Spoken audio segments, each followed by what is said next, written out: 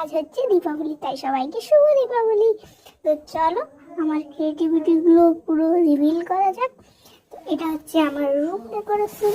আর happy Diwali লেখাটার আমি কোনো tutorial record করিনি, তাই সরি দেখাতে পারলাম না।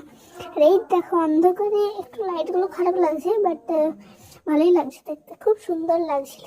এই দেখো হ্যাপি দিওয়ালি লেখাটা কি সুন্দর, তাই না?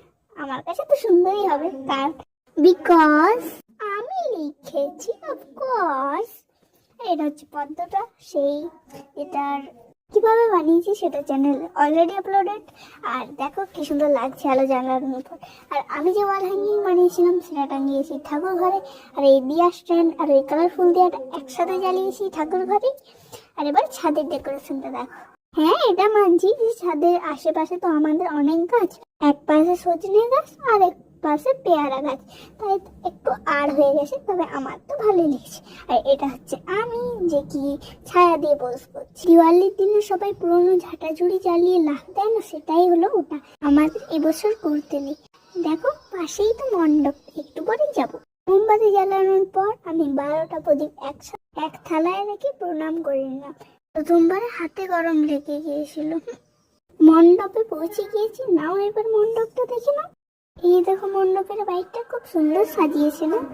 এই দেখো আমাদের কালীমা মূর্তিটা প্রতি বছরই খুব সুন্দর বানায়, তবে এইবারের মূর্তিটা একদম প্রথম বছর যেমন হয়েছিল ঠিক সেরকম। আসলে 4 বছর ধরে এই কালী পুজো হচ্ছে, তাই সেই প্রথম বছর এরকম মূর্তি হয়েছিল। আর এই ছোট্ট মেয়েটি ওখানে ঘোরাঘুরি করছে আর খুঁজে পাচ্ছে না আমি কোথায় যাবো। তবে কালী মায়ের মুখ দেখতে একদৃষ্টে একদম তাকিয়ে আছে। একটু পরে যাবে বাড়ি আনতে, তাই এখন সবাই মিলে ফাটাচ্ছে ফটকা। তবে এরা একে ফটকা কম ফুটবল বেশি ভাবছে।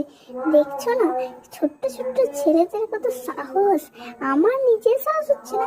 আর একটুটুকু ছেলেটা দেখো পা দিয়ে চিপে চিপে ওটাকে একদম জ্বালিয়ে শেষ করে দিচ্ছে। এত সাহস ওরা পায় কোথায়? ওগুলো ওড়ানোর পর একটু এসে আমার জামায় পড়েছিল, তাতেই ফুটো হয়ে গেছে। আর ওরা মজা করছে। এই দেখো ফুটোটা, আমার জামাটাই নষ্ট হয়ে গেল। আজকে বাড়ি আনার ব্লগ দিলাম না, কাল দেব। বাই।